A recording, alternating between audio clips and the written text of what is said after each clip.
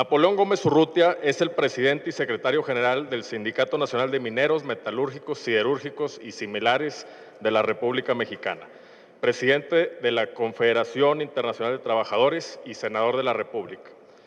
Es presidente de la Comisión de Trabajo y Previsión Social, secretario de la Comisión de Economía. Fue elegido por unanimidad como miembro del Comité Ejecutivo Internacional de Industrial Global Union. El 13 de septiembre de 2014 recibió la medalla Los Sentimientos de la Nación de la Asamblea Popular de Guerrero por contribuir a la democracia y la defensa de los derechos humanos. El autor ha tenido el hábito de escribir constantemente. Tiene su columna semanal en el diario La Jornada y ha publicado numerosos libros y artículos especializados. No buscaba el poder, pero cuando llegó el momento tuvo la determinación para utilizar todo su talento y capacidad para ejercer ese poder en beneficio de los miembros del sindicato y de los trabajadores en todo el mundo. Además, es la historia de la esposa de Napoleón, Oralia Caso de Gómez, quien ha trabajado hombro con hombro con su marido en nombre de los miembros de los mineros y del pueblo mexicano. Fue un honor para mí estar al lado de Oralia, cuando el Comité Ejecutivo de la Federación Americana del Trabajo en 2011 le otorgó a Napoleón el prestigiado Premio Internacional Minnie Kirkland de Derechos Humanos, por su valiente compromiso en defensa de las aspiraciones de los trabajadores mexicanos a niveles de vida más elevados, por su labor para democratizar los sindicatos y por promover el Estado de Derecho y un mejor futuro para su país. Por todo lo anterior, para mí, Napoleón es un héroe. Y por esto, que cualquier persona que le importe el futuro de la gente que trabaja debe leer y estudiar este libro. Eso dice Leo Gerard, presidente internacional de los United Steelworkers. Sin más preámbulo, mostraremos un video corto respecto a la tragedia que sucedió un 19 de febrero del 2006, pasta de conchos. Dura alrededor de 2 a 3 minutos y posteriormente cederé la palabra a Paco Ignacio Taibo para que dé unas palabras respecto al libro. ¿Tú qué crees que puedan rescatar? Y yo les digo, lo que sea, lo que encuentren, pero que se haga rescate.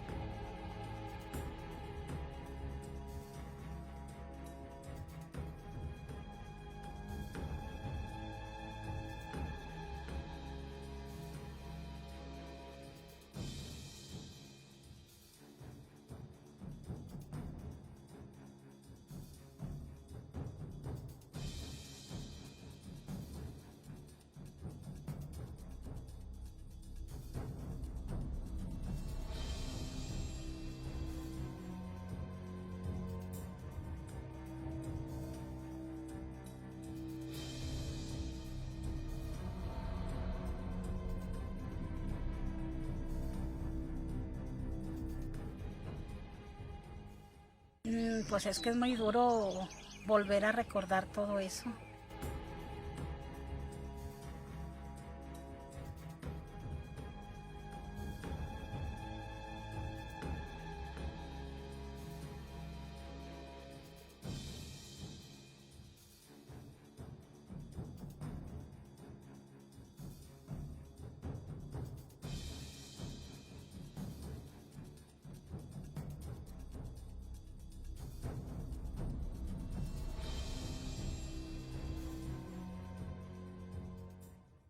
Vamos a iniciar las excavaciones para rescatar los cuerpos de los 65 mineros que quedaron enterrados en la mina de Pasta de Conchos.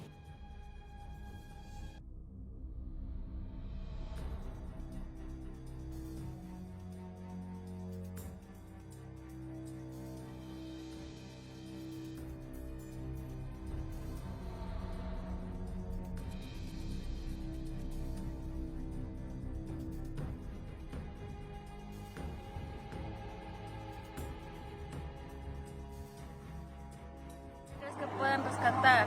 Y yo les digo, lo que sea, lo que encuentre, pero que se haga el rescate.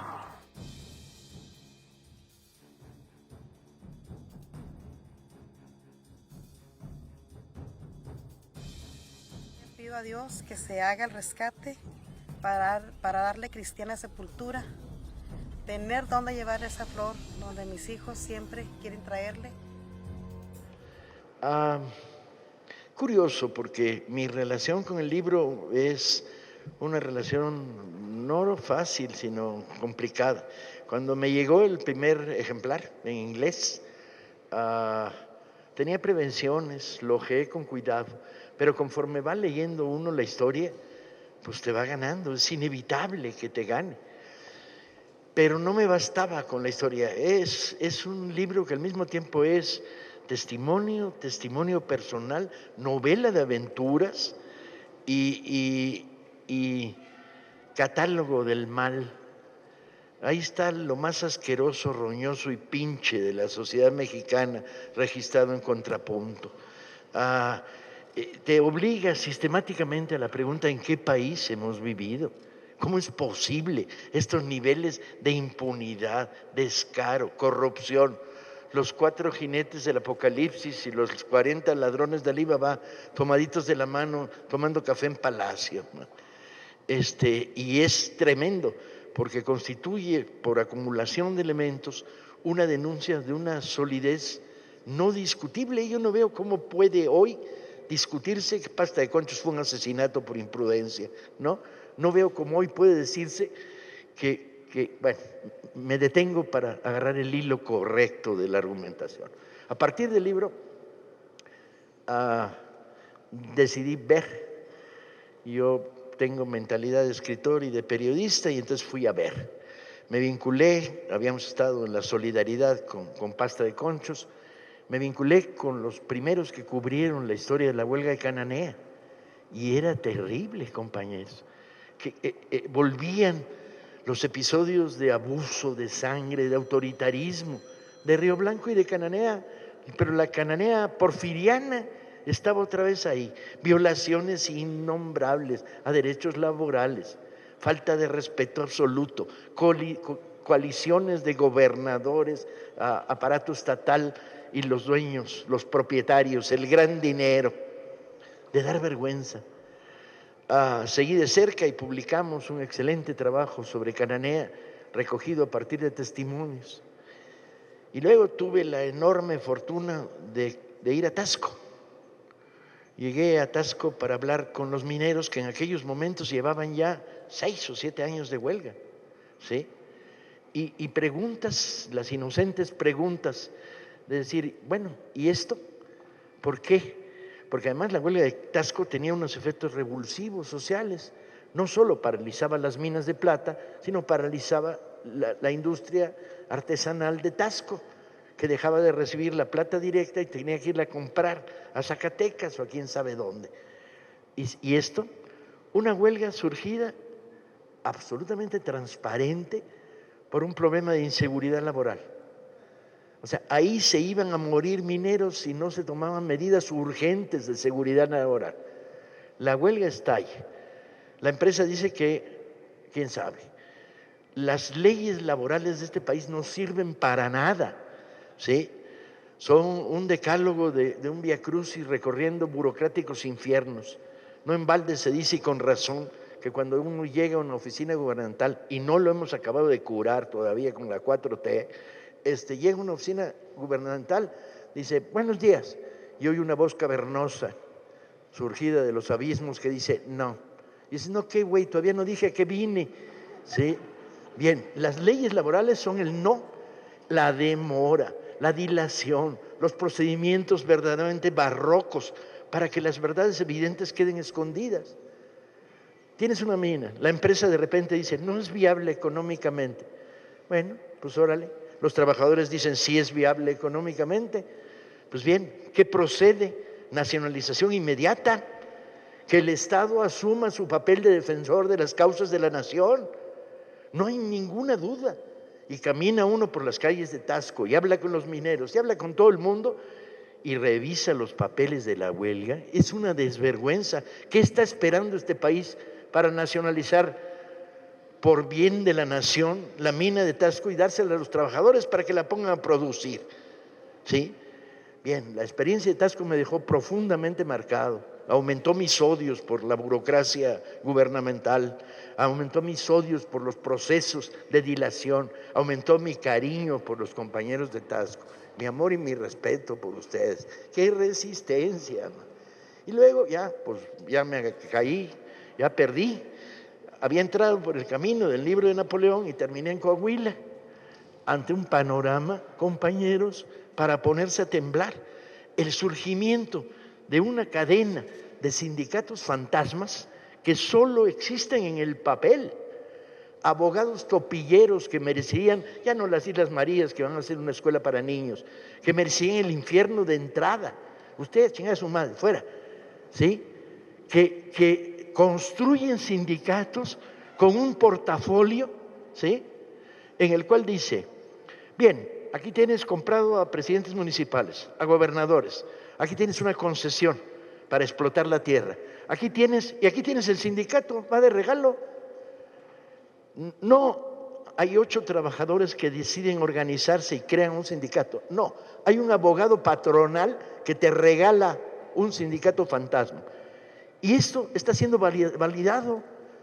Todo Coahuila repleta de conflictos laborales producto de la intromisión de sindicatos fantasmas, sin ninguna presencia social, sin ningún arraigo entre los trabajadores.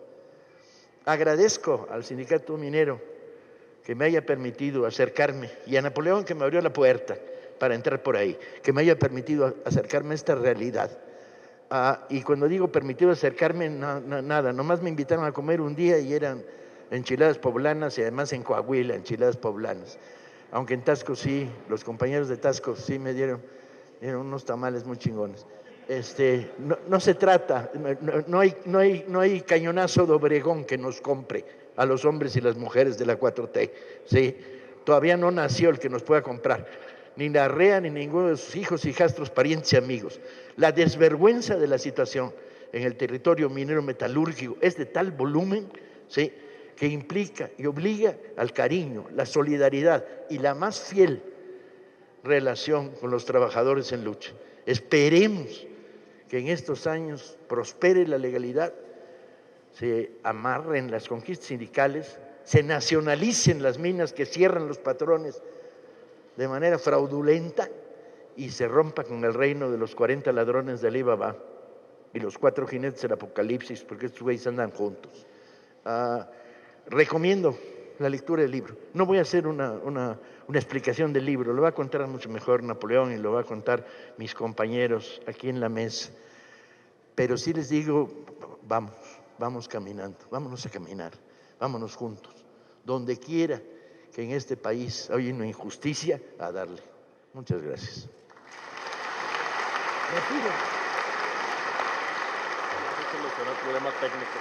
Sí, por razones de agenda tengo que salir corriendo, lo cual corro más porque llevo 10 días corriendo por Michoacán y ando con la espalda averiada a causa de los baches michoacanos. Decir que estaremos con ustedes, que muy pronto voy a aceptar invitaciones para ir a Chihuahua y a Coahuila a visitar secciones del minero, a regalar libros, porque los mineros son luchones, pero leen re poco, Chihuahua. Y no hay mejor momento para leer que una buena huelga. En las horas de descanso, abajo de la rojinegra, se lee a toda madre. Y entonces, en mi función, director del Fondo de Cultura, estaré llevando libros a las zonas en conflicto del sindicato minero, gratis. Y posteriormente tomará la palabra el senador Martí Batres. Muchas gracias. Podría empezar diciendo ceremoniosamente: agradezco al senador Napoleón Gómez Urrutia por invitarme a presentar su libro. Pero en realidad quiero empezar diciendo que agradezco al senador Napoleón Gómez Urrutia haberme obligado a leer su libro. Es un librazo, en todos los sentidos. Todos los que participan en la lucha social contra el neoliberalismo en nuestros días deben leerlo. Está lleno de información, de datos, de revelaciones, de historias de los personajes, de biografías ocultas de quienes se presentan como hombres decentes ante la sociedad. No son simplemente ataques o invectivas contra adversarios, sino que es una cadena de argumentos históricos y jurídicos minuciosamente presentados que dan la razón a Napoleón Gómez Urrutia y a los mineros en una batalla de más de una década. Es un libro que está escrito como una novela, te atrapa, y me ofreció a mí datos que desconocía y que me hubieran sido útiles en debates de años pasados.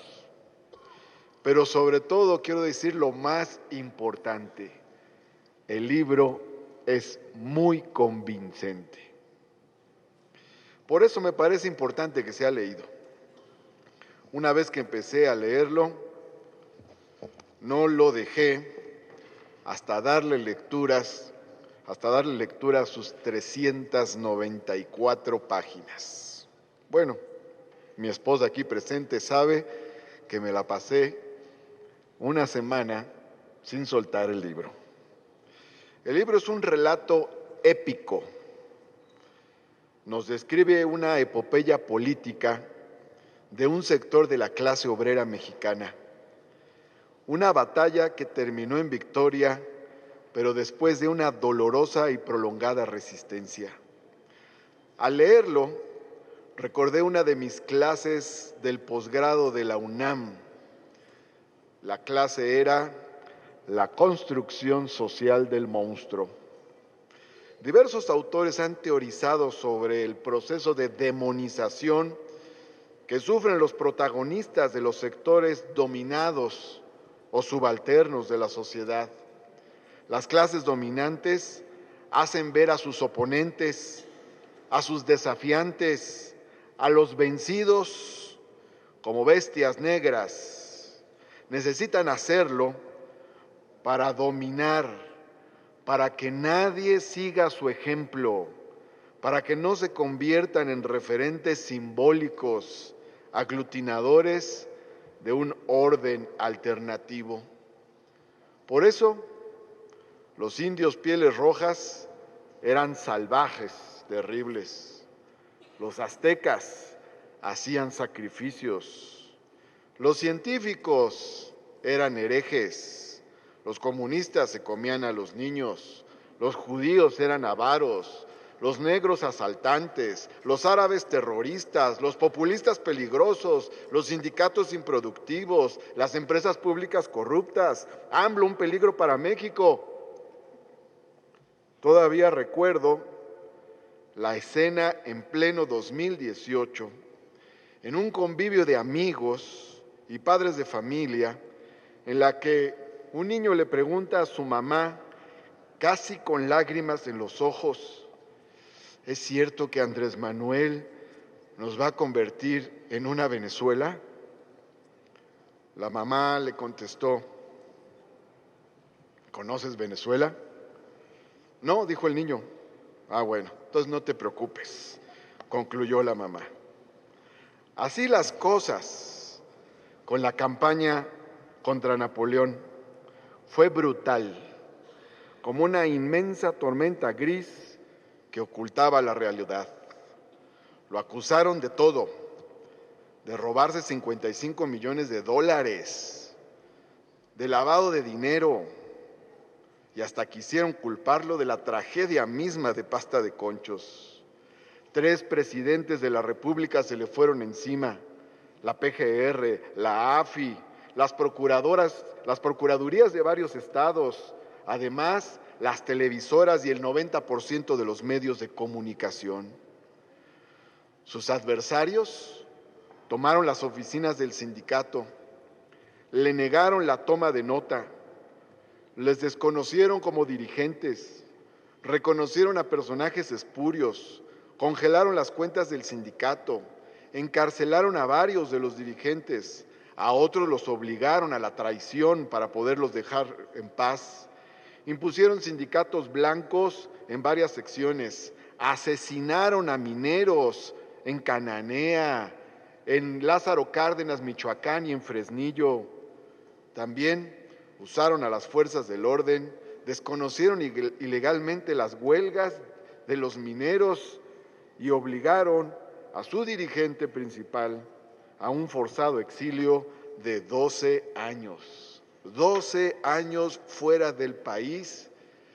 Y yo me sorprendo, quien 12 años está fuera del país y sigue siendo el dirigente de un gran sindicato, es que es el verdadero dirigente de ese sindicato.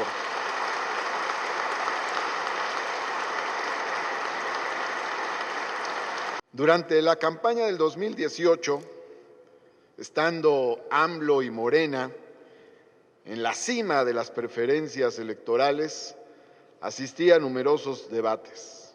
En todos nos atacaban y en todos utilizaban el ataque contra Napoleón Gómez Urrutia con las acusaciones que he descrito. Y decían los adversarios cómo era posible que estuviera en nuestras listas de candidatos un personaje como ese.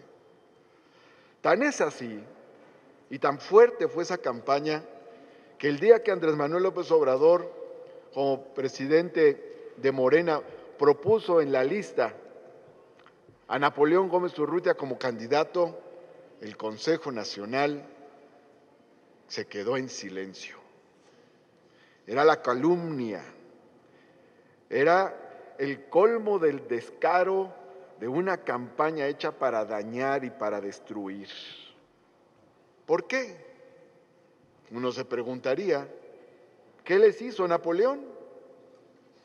Alguien desde otro flanco de opinión habría dicho que Napoleón, como dirigente sindical, se gestó en uno de los sindicatos del sistema, de los sindicatos que pertenecían al Congreso del Trabajo, y como dirigente incluso fue miembro del partido oficial. ¿Por qué se fueron contra él? Y también cabe preguntarse, ¿por qué triunfó al final? Son dos preguntas esenciales. Y permítanme teorizar un poquito. Tal vez Napoleón pudo haber sido un dirigente sindical más y vivir tranquilamente como cualquier otro de los dirigentes del Congreso del Trabajo.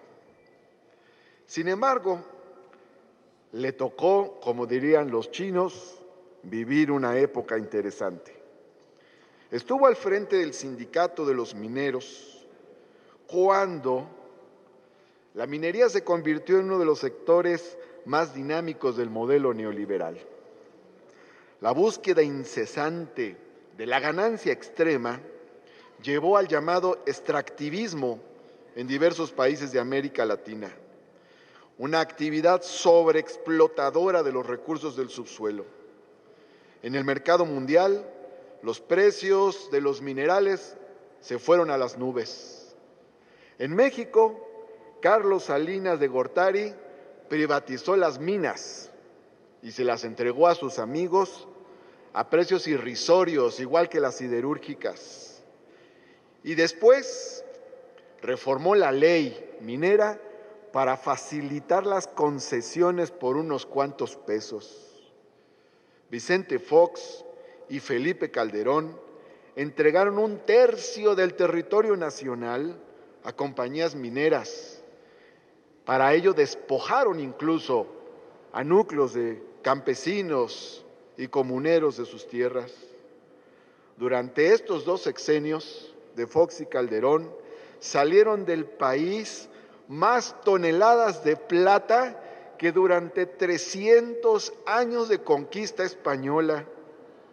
Los 4 hombres más ricos de México son empresarios mineros. ¿Qué hizo Napoleón? En esa coyuntura, Napoleón buscó que una parte de esa gigantesca riqueza beneficiara a los mineros con programas de educación, de salud, programas sociales y buenos salarios. Ese fue su pecado.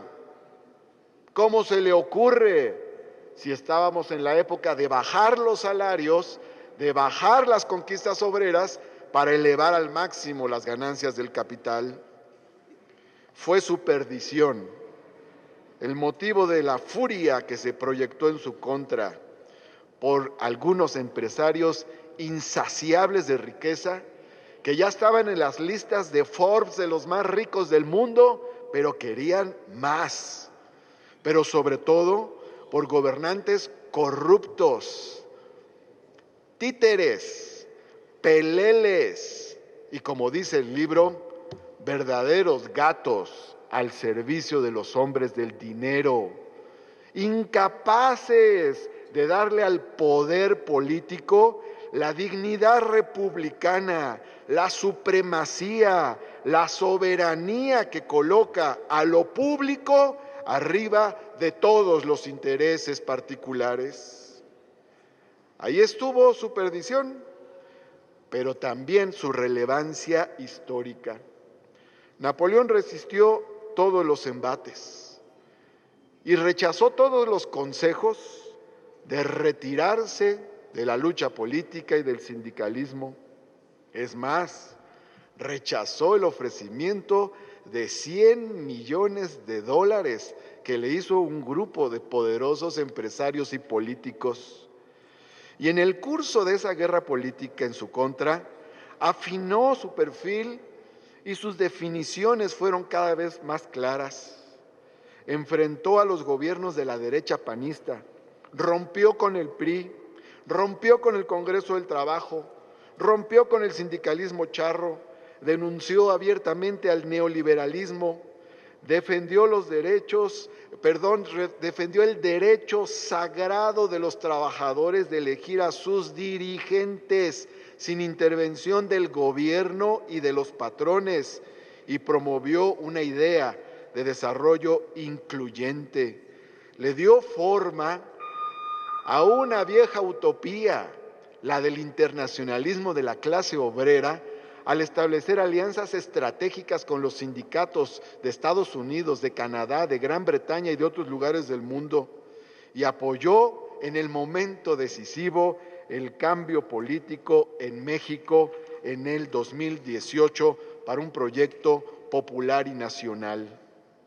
Napoleón pudo haber estado muy tranquilo con los ofrecimientos numerosos que le hicieron, pero prefirió estar al lado de los mineros. Ese es el mérito que le reconocemos. San Juana Martínez, directora general de Notimex.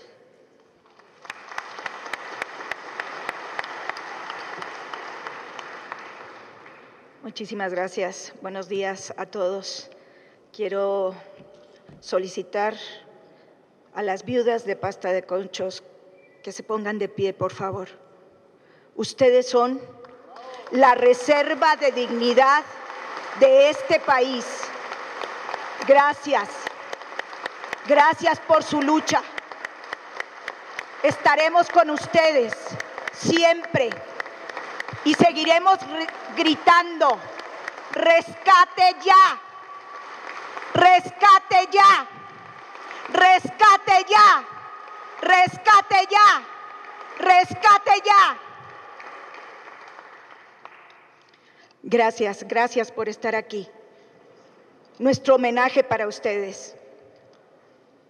Soy de Monterrey, he cubierto el norte del país los últimos años y he recorrido la zona carbonífera de México, la más importante de este país, Coahuila.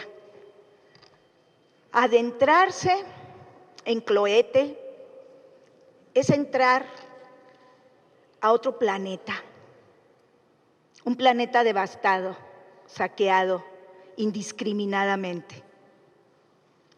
Adentrarse a Musquis es entrar a la Edad Media, con condiciones deplorables, infrahumanas, en las que viven aún los mineros, ganando 900 pesos por jornadas extenuantes de 14 horas bajo la tierra. He recorrido los caminos de Nueva Rosita,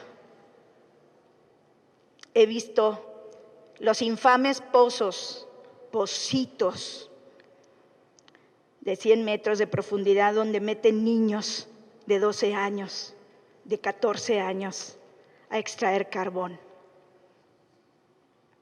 He vivido el drama terrible de Pasta de Conchos.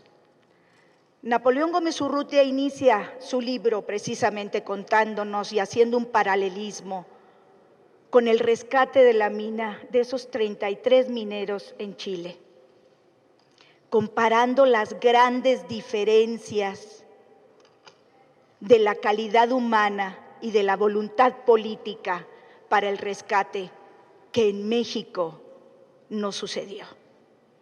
¿Y por qué no sucedió? Porque teníamos un presidente como Felipe Calderón, un secretario del Trabajo como Javier Lozano. Pues no hay nivel. La ignominia se apoderó de ese gobierno.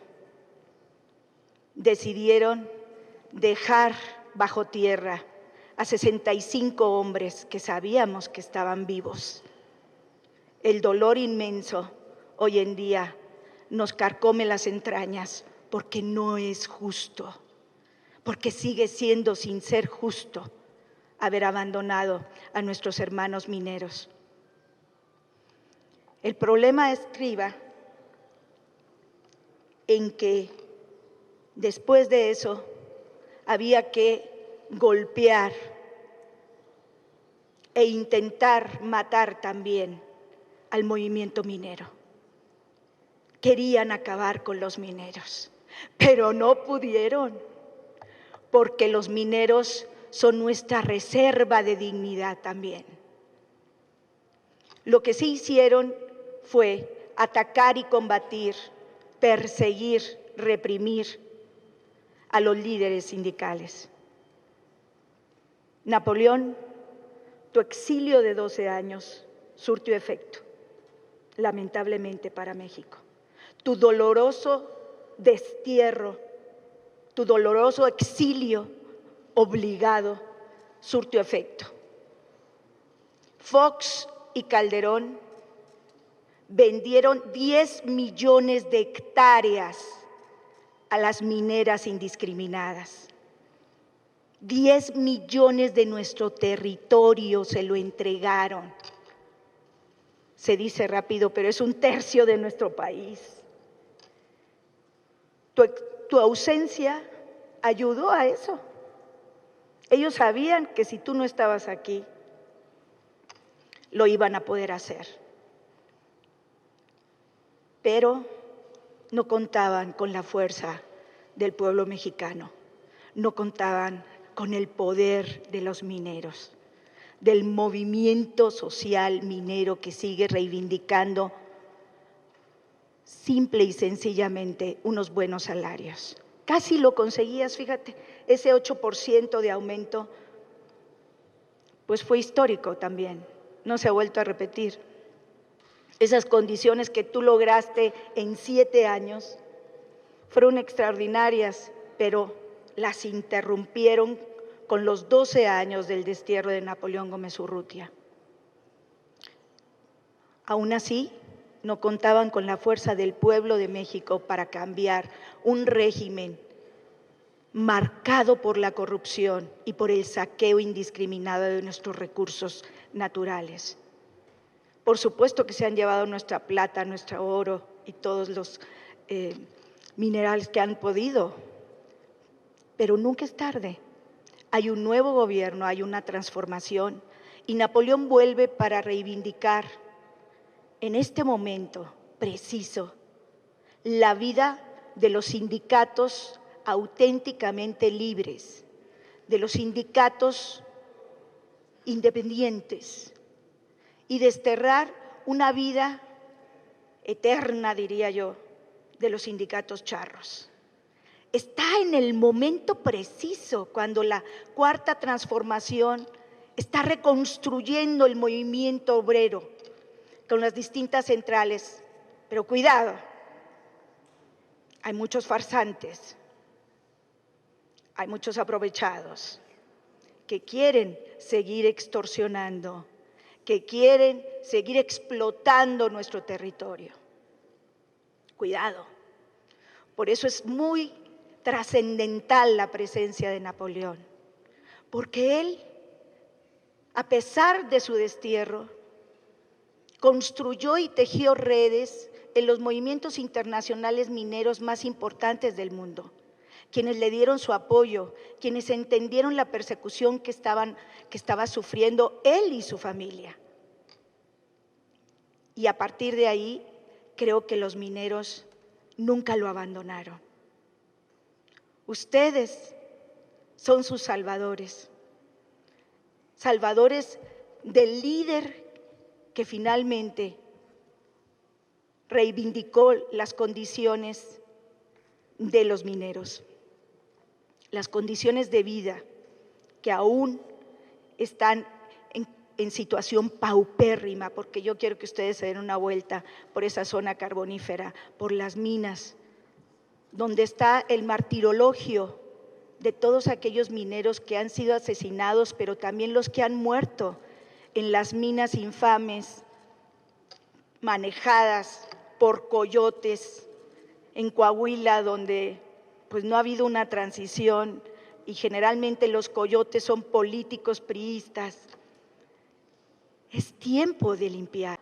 Y los mineros tienen la suerte de que su líder, Napoleón Gómez Urrutia, nunca los abandonó y que ha vuelto.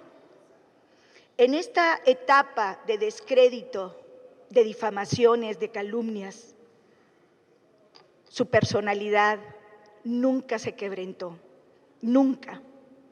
Es por eso que constituye un referente en la lucha social y seguirá haciéndolo con su apoyo.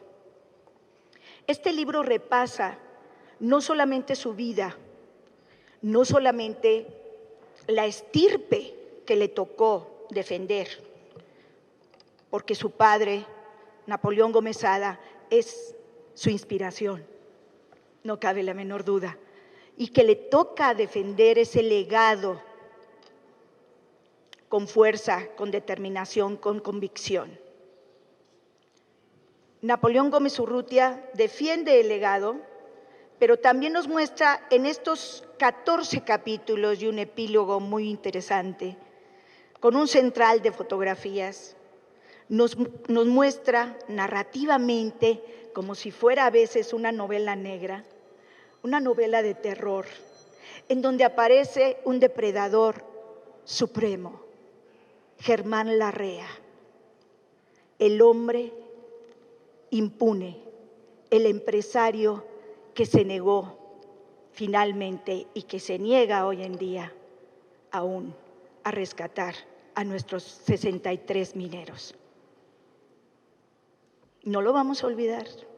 Nosotros estamos aquí porque somos memoria histórica y porque es nuestro compromiso, es nuestra obligación defender la causa de los mineros.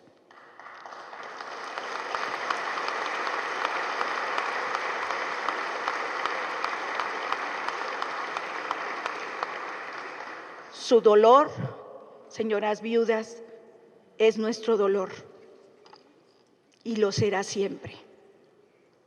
La seguiremos defendiendo. Estamos en contra de la simulación del rescate de Pasta de Conchos.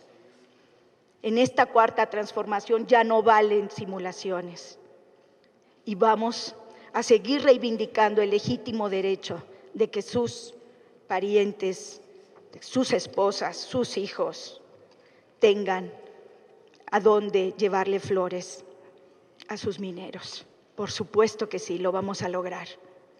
Napoleón, quiero terminar diciendo, porque lo más importante es que escuchen al autor, que quisieron enterrarte, pero no sabían que eras semilla y que estás floreciendo. Gracias. Muchas gracias. Muchas gracias por su presencia, por acompañarnos en la presentación de este libro, que efectivamente es toda una historia que narra muchas cosas y describe con demasiada información, pero que también podría ser una historia de terror, de lampa, de gángsters, de mafias, de grupos de poder político y económico, los más poderosos de México y los más corruptos también. Gracias a San Juana Martínez por sus comentarios, mi compañero y amigo senador Martí Batres, a Paco Taibo II, por supuesto al licenciado Marco del Toro, a Mauricio Cantú por acompañarnos y ayudar a llevar esta reunión. Quiero también disculpar a mi esposa, que ha estado siempre con las viudas, amiga de las viudas de Pasta de Conchos desde un principio. Hemos estado allá, el año pasado estuvimos allá al 13º aniversario, recordando a nuestros compañeros caídos, pero desafortunadamente un asunto personal, familiar, le impidió estar aquí con nosotros. Les mando un cordial saludo a los mineros, que pues ha sido con ellos también compañera de lucha. Su presencia me hace sentir a mí, a mi familia, a los mineros y a toda la clase trabajadora que no estamos solos, que no hemos estado en esta lucha ni a pesar de la distancia, ni a pesar de los ataques, ni a pesar de las calumnias y todas las mentiras y difamaciones cobardes y perversas que inventaron en contra nuestra. Este libro recoge nuestras experiencias, o mis experiencias principalmente, pero también, por supuesto, la de todos mis compañeros, de mi familia, nuestras vivencias, nuestros conocimientos sobre uno de los acontecimientos más trágicos en la historia de más de 500 años de la explotación de la minería en nuestro país. Por supuesto, la tragedia de Pasta de Conchos, una tragedia que nunca debió haber ocurrido, que se pudo haber evitado, pero que la negligencia criminal, la irresponsabilidad, la arrogancia, la insensibilidad, la inmoralidad de Grupo México y su presidente Germán Feliciano Larrea Mota Velasco, de sus cómplices en el gobierno, sus cómplices Vicente Fox, Marta Sagún y todo su equipo, y después Felipe Calderón y todos los demás, no permitieron que una vez que sucedió, ni los compañeros trabajadores rescatistas, ni nuestros dirigentes pudieran recuperar los cuerpos de nuestros caídos y llegar a ellos pensando que todavía estaban con vida. Y efectivamente comienzo a narrar esta historia comparando con la tragedia en San José de Copiapó, en Chile, en el 2010, 4 años después. Porque como lo he dicho allá, 33 mineros, después de un derrumbe, fueron atrapados en el fondo de una mina, 750 metros de profundidad, 750 metros. Aquí están los compañeros a 120 metros de profundidad. En terreno suave, en los terrenos planos de las minas de carbón y los pozos de carbón en Coahuila. Allá en terreno montañoso. Y aquí al 5.º día, en complicidad, el gobierno de Vicente Fox y su nefasto secretario de Trabajo, un empleaducho de Grupo México, un ingeniero químico del secretario de Trabajo, perfecto ignorante de las leyes laborales y de la defensa de los derechos de los trabajadores, proveedor de Grupo México en sus empresas privadas de productos químicos, declararon al 5.º día la suspensión de las labores de rescate y a nuestros compañeros los retiraron sin saber si estaban con vida o sin ella. Un acto inmoral, criminal, ni en las guerras sucede. Los cuerpos se rescatan hasta de los soldados y los compañeros caídos. Una vergüenza. ¿Y por qué lo hicieron? Porque no querían que vinieran 65 denuncias penales en contra de esta empresa, de su presidente, de su consejo de administración, de su cuerpo directivo, por las condiciones terribles e inhumanas en que los tenían trabajando, que estuvimos denunciando constantemente durante el año anterior, año y medio anterior, que tuvimos 3 huelgas en contra de esta empresa para detener que continuaran operando y explotando la mina en esas condiciones inhumanas e insalubres y riesgosas, y que nunca hicieron casos porque se sentían protegidos. Nada más les recuerdo que el yerno del secretario de Trabajo era el delegado en el estado de Coahuila de la Secretaría de Trabajo, y su hijo era el presidente de la Comisión Reguladora de Energía, y la entrega a Grupo México la primera concesión a una empresa privada para explotar el gas de esa zona. Estaban todos coludidos. Es una vergüenza la corrupción que hemos vivido en nuestro país. En Chile los encontraron vivos 17 días después, no 5, donde suspendieron las labores como en Pasta de Concho. 17 días. Y tardaron 69 días, como todos lo vimos en el mundo, para rescatar a los 33 mineros vivos. 69 días a 750 metros de profundidad. Y todavía los indemnizaron con $1 millón. Y en una mina de carbón en Virginia, en Estados Unidos, donde murieron 23 trabajadores, los indemnizaron con $3 millones a cada familia. Estuvo el presidente Obama, el presidente de la compañía y todos allá, igual en Chile, un gobierno de derecha todavía, el mismo hoy que repite Santiago de Piñeira, estuvo presente en la mina. Aquí jamás. El cobarde Vicente Fox, el cobarde Germán Larrea se presentaron en la mina, ni para pedirle disculpas a las familias o ofrecer las condolencias, ni siquiera para ayudar en las tareas de rescate y ofrecer los recursos técnicos o materiales para el rescate. Es lo que menos querían. Son de estas vergüenzas que hemos padecido, y no hace tanto, Acabamos de cumplir la semana pasada 14 años de la tragedia, el 19 de febrero.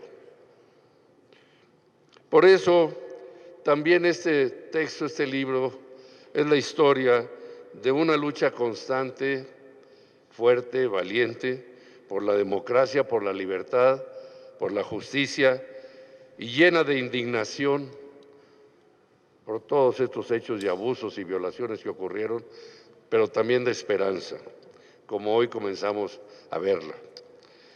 Aunque el colapso de la dignidad de este libro muestra la repugnante injusticia al desnudo y una imperdonable agresión en contra de la clase trabajadora, es en esencia un llamado ferviente también al movimiento sindical global, a la clase trabajadora, para que luchemos juntos para respetar los derechos fundamentales de cada trabajador, para que no vuelvan a suceder tragedias como esta, jamás, ni en México, ni en ningún lugar del mundo.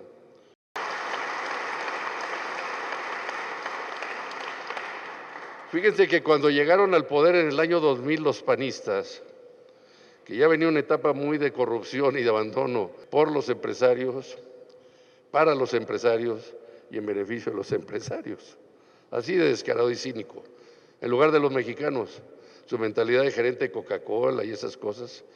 Entonces, cuando llegaron ahí, diseñaron una estrategia en solidaridad y con la fuerza y la integridad y dignidad que tenemos, entremos a una nueva etapa de desarrollo económico, político y social para la seguridad, la prosperidad y el bienestar de los trabajadores y de las familias. Desde el principio que se inició esta tragedia y que yo acusé a la empresa de homicidio industrial, se inició esta persecución política que ya narraban mis compañeros comentaristas, también nuestro abogado que estuvo desde el principio en la defensa, encargado del grupo jurídico, el licenciado Marco del Toro. Desde el principio de esta campaña sucia y perversa que desataron en contra mía, de persecución y que lanzaron en mi contra, por parte, como decía, de un grupo de los políticos y empresarios más poderosos de México, pero los más corruptos también. Decidí escribir esta historia para contarla y dejar un testimonio claro de, como dice la portada del libro, El colapso de la dignidad, es la historia también de una tragedia minera y la lucha contra la avaricia y la corrupción en México. Al avanzar en mis relatos, en mis investigaciones, todo lo iba registrando, acordándome, pues me expulsaron del país, me sacaron, me quisieron quitar a México. Y lo hicieron, lo lograron por 12 años y medio. Pero también yo desde un principio decidí luchar y continuar por mi familia, por mis compañeros los mineros de México, por la clase trabajadora, por el sindicalismo mundial, para que este tipo de abusos y violaciones no sucedieran jamás de nuevo. Y decidí entonces escribir y dejar un testimonio de todo esto. Hubo todo tipo de ataques perversos, campañas lanzadas en los medios. Miren, el presidente del Grupo México, el presidente ejecutivo, no Larrea porque tiene sus gatos, y ahorita menciono otros gatos, como el de Javier Lozano Alarcón, el secretario de Trabajo. Bueno, de una vez lo digo, porque así se ufanaba Larrea con los empresarios. Cuando le decían, oye, Javier Lozano Alarcón, el secretario de Trabajo de Felipe Calderón, decía, ese es mi gato, y yo puedo hacer lo que quiera con él. A mí los empresarios me lo contaban. Y yo decía, bueno, pobre tipo, no solo con sus, porque todo lo que hacía era defender a Grupo México, Lozano Alarcón, lo sigue defendiendo, tipo verdaderamente perverso, de un origen siniestro, familiar, personal, pero bueno, esa es otra historia que ahorita no viene al caso contar. Pero él se encargaba de demostrar que sí era su gato, con la defensa que hacía absurda, tonta. Entonces decía, pues no solo lo humillan, lo ofenden, sino además se encarga de demostrar que sí es el gato.